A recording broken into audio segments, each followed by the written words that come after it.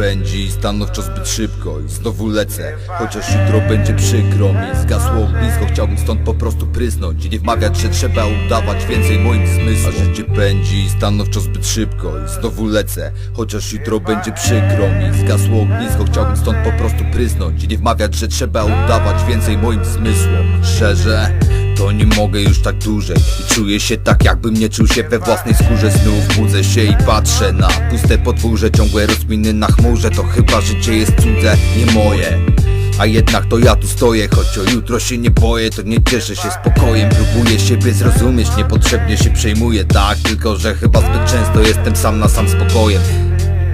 Byłem kwitów opór, a i tak w tym świecie brat jest coś, co mnie kuje w załzawionym oku. Niby wyszedłem z kłopotów, mam co jeść i gdzie spać, ale kurwa mać, wiem, to życie może więcej dać.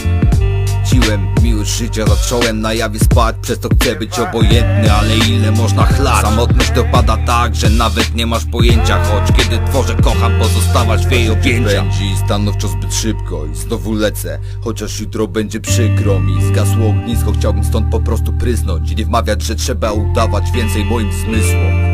A życie pędzi stanowczo zbyt szybko i znowu lecę, chociaż jutro będzie przykro mi. Zgasło ognisko, chciałbym stąd po prostu prysnąć i nie wmawiać, że trzeba udawać więcej moim zmysłom.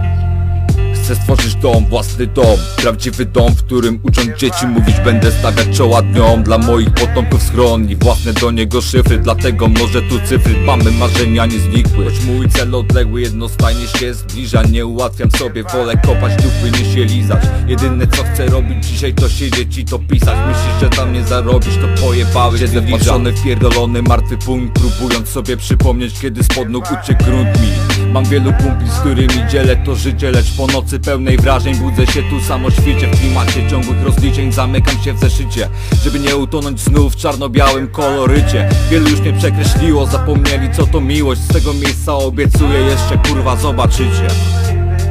A życie pędzi stanowczo zbyt szybko i znowu lecę, chociaż jutro będzie przykro mi. Zgasło ognisko, chciałbym stąd po prostu prysnąć i nie wmawiać, że trzeba udawać więcej moim zmysłom. A życie pędzi stanowczo zbyt szybko i znowu lecę, chociaż jutro będzie przykro mi. Zgasło ognisko, chciałbym stąd po prostu prysnąć i nie wmawiać, że trzeba udawać więcej moim zmysłom.